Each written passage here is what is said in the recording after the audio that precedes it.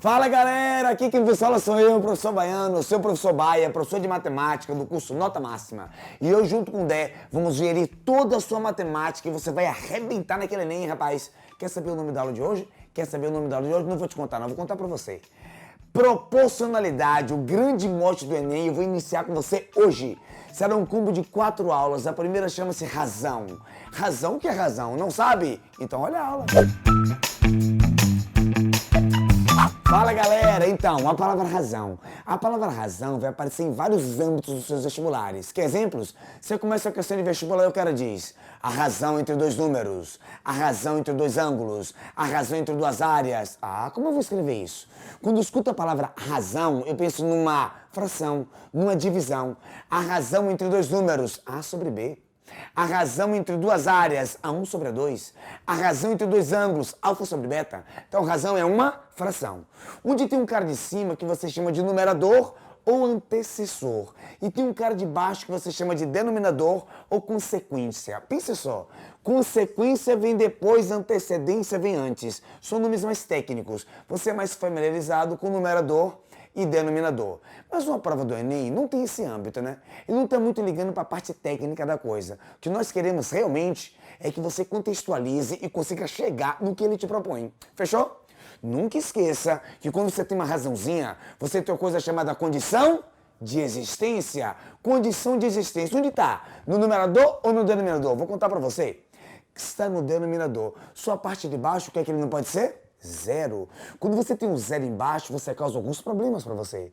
O zero sobre zero, que seria uma indeterminação matemática, ou o zero embaixo e um número diferente de zero em cima, que você teria uma ausência de solução. Mas quando o professor der, sabe o der, que já deu uma linha para você, der aula de equações, você vai entender melhor a razão da condição de existência. Então vamos lá? Já sei o que é razão Baia, já sei o que é os nomezinhos que permeiam ele, numerador e denominador, e agora eu vou te falar da parte prática da coisa. Onde está o sentido de estudar razão? Pense só. Quando você fala um número sozinho, ele está na forma absoluta. É um número que não tem muita alma. Vou te dar um exemplo. Cara, eu tenho um colégio que foram aprovadas 10 pessoas em medicina. Eu te pergunto, foi muito ou pouco? Você não sabe, né? Eu também não sei. Porque 10 sozinho, ele não tem alma. O 10 sozinho está na forma absoluta. Aprovou 10 alunos de medicina. Tá, mas peraí. Quantos alunos tentaram medicina no seu colégio? Ah, eu não te contei, não? Vou te contar agora. Foram 5.000 alunos. O quê? Passaram 10? Tentaram 5.000 alunos? Você vê que agora eu tenho uma noção prática se a coisa realmente foi efetiva ou não. Eu só provei 10 de 5.000? Não foi bom, né? Então, quando eu coloco ele na forma de razão, eu dou alma, eu dou vivacidade para aquele número. Aí o número sai da forma absoluta, 10, para a forma relativa. E ele vai ficar mais fidedigno se você alocá-lo na forma de porcentagem. O número para estar em porcentagem, basta pegar ele e multiplicar por 100. Vou multiplicar por 100, ele vai ficar em porcentagem. Aí você tem algumas maneiras diferentes de algebrá-lo. Você pode primeiro multiplicar para depois dividir. Ou então primeiro você pode dividir para depois multiplicar. Eu prefiro simplificar os zeros previamente. Quantos zeros eu estou vendo em cima? 3. Quantos zeros eu estou vendo embaixo? 3. Aí eu simplificaria os 3 zeros de cima com os 3 zeros de baixo, daria 1 sobre 5. Aí eu vou dividir 1 por 5, dá 0,2. Mas olha o detalhe. Como você multiplicou por 100, esse 0,2, que é o resultado da divisão, já está em porcentagem. E aí eu tenho uma clara evidência de que meu colégio não aprovou bem.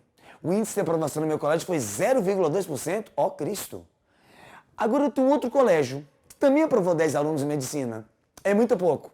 Você não sabe, né? Nem eu. Que aquele 10 está na forma absoluta. 10. Eu não sei se 10 é muito pouco. Vou botar ele na forma de razão. 10 de 20 alunos que tentaram medicina no meu colégio passaram. Pô, 10 de 20 vai bastante, né? No que eu botei na forma de razão, na forma fracionária, na forma de razão, eu tenho uma noção clara de que foi um bom índice de aprovação. 10 de 20, a metade, não é isso? Mas você quer um índice? Você quer uma taxa de porcentagem? Já lhe falei. Para estar em porcentagem, me multiplique por 100. Que você vai ter claramente o número em porcentagem. Você vai algebrar e aquele valor já está em porcentagem, porque eu multipliquei por 100. Deixa eu ver o que é útil fazer. Eu podia cotar um zerinho em cima com um zerinho embaixo e fazer simplesmente 100 dividido por 2, que é 50%, porque eu multipliquei previamente por 100. Então, número sozinho, absoluto. Número na forma de razão é no formato relativo. Tranquilo? A matemática aparece até nos momentos mais inusitados que você não percebe onde ela exemplifica as coisas. Eu queria fazer uma brincadeira com a sua infância. Você que está me ouvindo. Eu queria que você lembrasse quando você tinha 5 anos de idade. Vou esperar você lembrar. Lembrou? Tente lembrar como era a sua espera do Natal. Você esperou um ano por aquele Natal. Qual era a sua sensação, você muito jovem, daquela espera de um ano pelo Natal? Vá, vou lhe perguntar, hein? Chegava logo ou demorava? Escutei daqui. Você falou que demorava, uma sensação de sofrência, não chegava nunca. Eu sei te dizer por quê. Eu não. Razão vai lhe falar por quê. Um sozinho, um ano, é muito ou pouco? Não sei. Mas eu falei que você tinha quantos anos? Você esperou um ano dos 5 que você tinha, é isso mesmo? Então você esperou 1/5 de toda a sua vida por aquele Natal? Agora eu tô percebendo que realmente foi muita coisa, muita espera. Por isso que as crianças têm essa noção que o tempo demora de passar. Porque efetivamente passou demorado mesmo. Quer saber em porcentagem? Eu vou dividir 1 por 5. Se eu dividir 1 por 5, vai dar 0,2. Não, mas eu quero logo em porcentagem. Então é só multiplicar por 100, que você já tem o número em porcentagem direto. 100 dividido por 5 vai dar 20, que já está em porcentagem, porque eu multipliquei por 100. Cara, aquela criança esperou 20% da sua vida por aquele Natal. Por isso que demorou tanto, hein? Vamos agora fazer uma analogia reversa. Agora vamos falar da pessoa mais idosa que você conhece. Vamos pensar? Vamos pensar no seu avô. Pense nas pessoas idosas que nos gostam de comentar da brevidade do tempo. Nosso tempo está voando! Nosso tempo está voando! Por que será que os idosos falam isso e não fazem uma conexão com a matemática? Ah, eu vou fazer. Eu vou fazer. O que foi aquele ano que seu avô esperou? Mas digamos que seu avô está completando 100 anos esse ano. Quer dizer que ele esperou 1 de 100. É muito pouco 1 de 100. Você quer ter uma noção mais prática? Já está no formato de razão. Você quer em porcentagem? Multiplique por 100. Quando multiplicar por 100, ó, no fundo, o seu avô esperou 1% só da vida por aquele ano que se passou. Por isso a noção de brevidade do tempo, quanto mais velho você é, e a noção de longevidade do tempo, quanto mais novo você é. Ele representa quantitativamente mesmo porções bem diferenciadas. Então, razão explica até fatos inusitados da nossa vida. Vamos para a parte exequível agora. Agora eu quero calcular a fração. Vamos calcular a fração comigo? Eu queria 2/5 de algo. Olha como esse número fica sem sentido quando eu falo assim. Vou perguntar pro cara que tá filmando aqui, que é o Toba. Já conhece ele? Toba, me dá 2/5 aí. Do quê? Você ouviu ele perguntando? Do quê? Não tem sentido 2/5, dá 2/5 aí. Do quê? Tem que ser de alguma coisa. Toba, pensando bem, eu quero 2/5 da sua mesada. É só você multiplicar 2/5 pela mesada do Toba. Quando você multiplica essa fração, você já obtém o todo. Você já vai saber quanto é 2/5 da mesada do Toba. Não sabe por quê? Eu vou te contar por quê. Porque no fundo daquela fração, se você quiser, ela vira uma taxa de porcentagem. Ela vira? É muito fácil fazer um 2/5 virar uma taxa de porcentagem. E se ele virar uma porcentagem, eu ia montar uma regra de 3. No fundo, ia dando a mesma álgebra. Quer que eu prove para você? Bom, primeiro deixa eu calcular 2/5 de 500. Você prefere que eu primeiro multiplique e depois divida? Ou você prefere que eu primeiro divida e depois multiplique? Porque você sabe que vai dar na mesma coisa. Quer que eu prove? Vou fazer os dois. 500 vezes 2, pô, 500 vezes 2 é 1000. 1000 dividido por 5, pô, 1000 dividido por 5 é 200. Vou fazer agora a divisão primeiro. 500 dividido por 5, pô, 500 dividido por 5 é 100. E quanto é 100 vezes 2? 200. Então, em qualquer sentido que eu algebrasse, eu chegaria no 200, não é isso? Agora eu quero te falar por que era só multiplicar. 2/5 eu queria que você virasse uma porcentagem para mim. Bom, se você quiser, ele pode passar antes por um outro estágio. Deixa eu lhe mostrar. 2/5 você é um número na forma fracionária, na forma de razão. Se eu fizer a divisão, vai dar 0,4. Ainda é um número. Um número na forma decimal. Ele só está em porcentagem a partir do momento que eu multiplicar ele por 100. Se eu multiplicar você por 100, eu obtenho você em porcentagem. O senhor já podia ter multiplicado aqui por 100? Claro que sim, em qualquer momento. Se você multiplicar por 100, 2 zeros, essa vírgula andará 2 casas e você terá 40%. Traduzindo, calcular 2/5 de algo, calcular 0,4 de algo, ou calcular 40% de algo, daria na mesma coisa. O que é que eu vou fazer? Eu vou fazer de conta que eu quero calcular 40% da mesada do Toba. Vamos lá? A mesada toda do Toba, o todo, é sempre 100%. Então 100% é os R$500 que era a mesada do Toba. Mas eu só quero 40%, Toba, não quero tudo, fofo. Só quero 40%, que está para X. Você resolveu como essa regrinha de 3, multiplicando cruzado?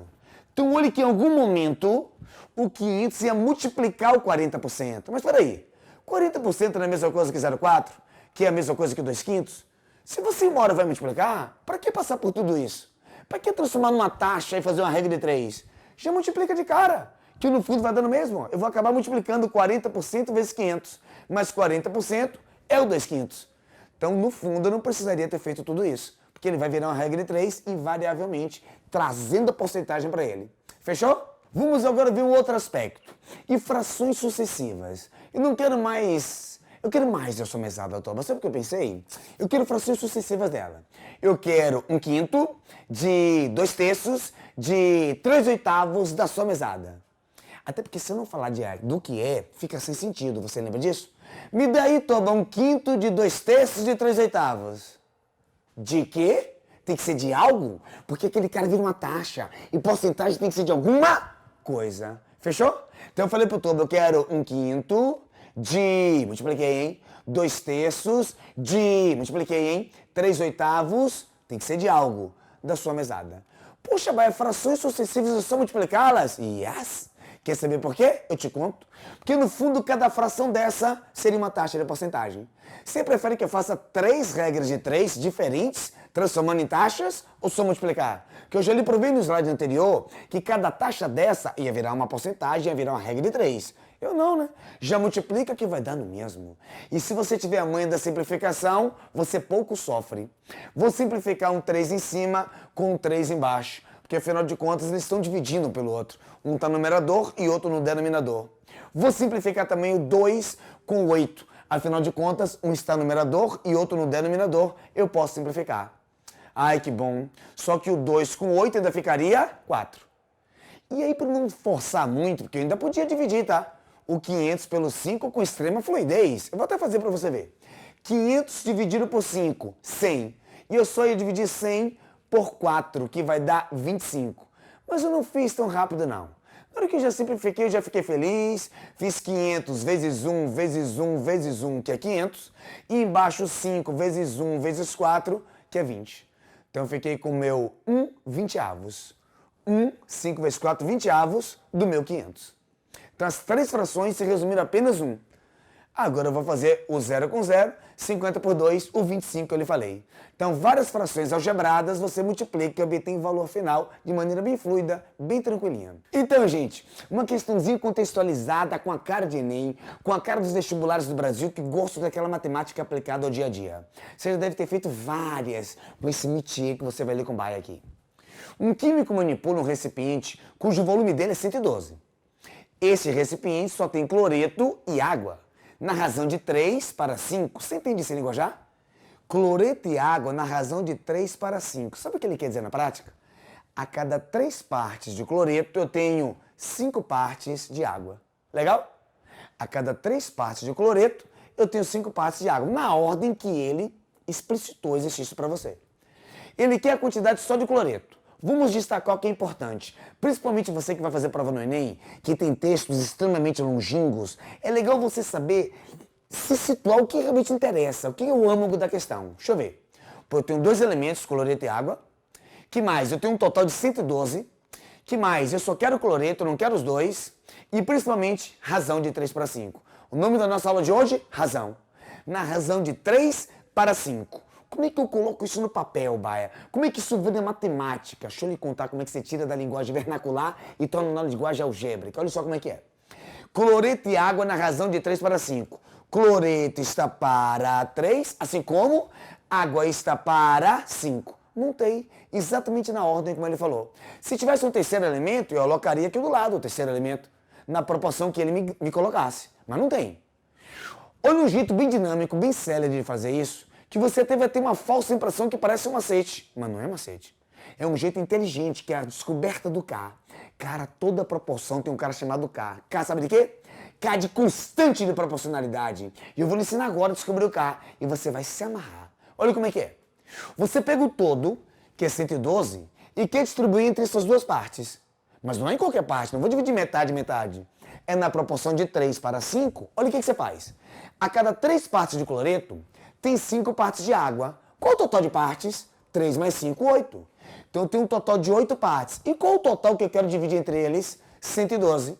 Vou pegar o total que eu quero dividir entre eles, 112, e dividir pelo total de partes, 3 mais 5, 8. Quando eu pego 112 e divido por 8, dá 14. É o nosso K. Isso quer dizer que cada uma das 8 partes equivale a 14. É assim que eu descubro o K. E quando eu tô com o K na mão, já era, fofo! O que eu vou fazer agora? Se o K é 14, como o cloreto tem 3 partes e cada parte vale 14, cloreto, você tem 3 vezes aquele 14, que é o K, que é cada parte. 42, já teria acabado, né? Porque a pergunta é essa. Mas vamos fazer água também. A água tem 5 partes e cada parte vale 14. Aí eu faço 5 vezes 14, que daria 70. Mas a pergunta era cloreto, o exercício findou-se. Pegou legal? Bacana? Vou colocar um para você que vou externar um para você pensar. Certa feita na Federal de Santa Catarina, ele falou o seguinte: 2 amigos catam latinhas na rua. Um trabalhou 5 horas, outro trabalhou 4 horas. Juntaram 180 latinhas. E ele perguntava quantas latinhas cabia cada um. Algumas pessoas que não sabem matemática pensaram: 180 latinhas, 2 amigos, 90 para cada, né? Mas por quê, meu filho? Os caras são amigos, né? Divide igual aí. Não, a matemática não pensa assim, fofo. Ele quer que você faça uma divisão proporcional. Alguns livros chamam de regra da sociedade. Cara, eu tenho que dividir de maneira proporcional a quantas horas cada um trabalhou. Do mesmo jeito que eu dividi aqui, proporcional a quantas partes cada um tinha. Um amigo trabalhou 4 horas, o outro amigo trabalhou 5 horas. Quantas horas trabalharam no total? 5 mais 4, 9 horas. 9 horas. E quantas latinhas eles cataram? 180 latinhas. Vou pegar os 180 latinhas, dividir pelas 9 horas trabalhadas. 180 dividido por 9 dá 20. Eu sei o K. Sua constante vale 20. Na prática, cada uma das 9 horas requer 20 latinhas. O cara que trabalhou 5 horas, 5 vezes 20 latinhas, 100.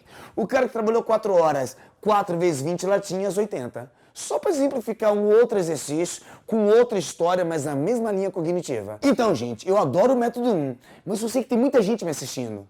E eu tenho que abranger todo mundo, cara. De repente você não curtiu muito o método K. Eu adoro descobrir o K a cada exercício de proporcionalidade. Então eu vou ensinar outro método. Primeiro, para criar mania cognitiva diferenciada na sua cabeça. Mesmo que você não goste de todos, você tem um acréscimo cognitivo muito grande ao ver várias saídas para chegar na mesma coisa. E segundo, para deixar você criativo. De repente você não lembra de um método, mas lembra de outro que você nem esperava, inusitado. Outro método, um método diferente. Cloreto e água, total é 112, só quero cloreto, razão de 3 para 5. Primeiro você colocou a matemática explícita. Cloreto está para 3, água está para 5. Aí você tem outra linha, você é um cara mais algébrico, você é um cara que usa mais o lado esquerdo do cérebro. Você pensou, cara, como ele tem 2 variáveis, era muito bom se eu tivesse 2 equações. E você tem, né? Você sabe que se somar cloreto mais água tem que dar o total que é 112, não sabe disso? Então você vai ter 2 variáveis e 2 equações. Monta um sistema. Quando você monta um sisteminha, você tem vários métodos. Método da substituição, que eu isolo uma letrinha e jogo na outra equação. Método da comparação, onde eu isolo as mesmas 2 letrinhas e igualo.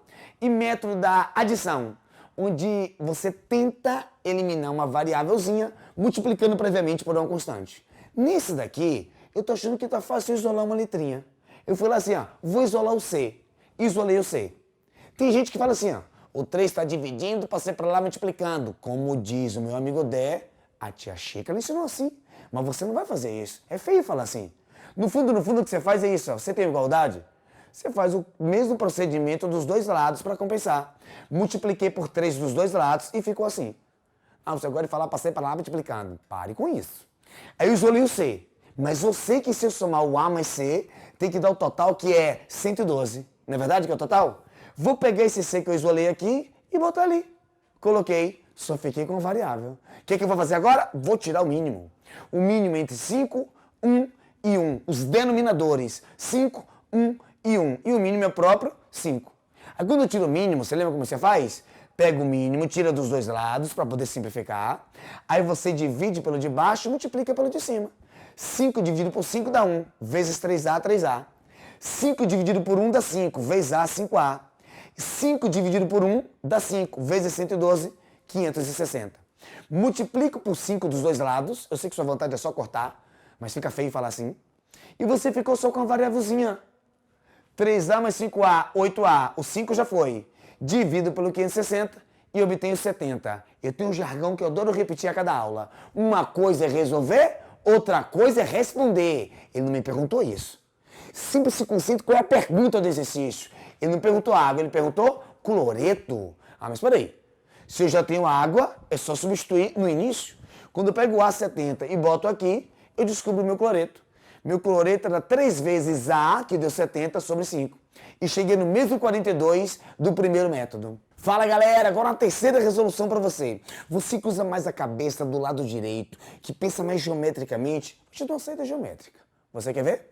Olha para o bairro. Um químico manipula um recipiente cujo volume é de 112. Mesmo exercício, tá? Uma terceira saída. Este possui apenas cloreto e água, você já lembra do texto, na razão de 3 para 5. Olha o que eu vou fazer. A cada 3 cloretos tem 5 águas. Eu vou fazer esse desenho. Lá vou eu, hein? A cada 3 cloretos tem 5 águas. 3 cloretos, 5 águas. Olha que interessante. A pergunta dele é, quanto de cloreto tem? Eu já estou visualizando, vislumbrando a situação. Quanto de cloreto tem ali? Tem 3 das 1, 2, 3, 4, 5, 6, 7, 8 partes. Ele tem 3 das 8 partes. A pergunta é cloreto? É 3 oitavos de todo o recipiente? 3 oitavos do total, porque fração é de alguma coisa.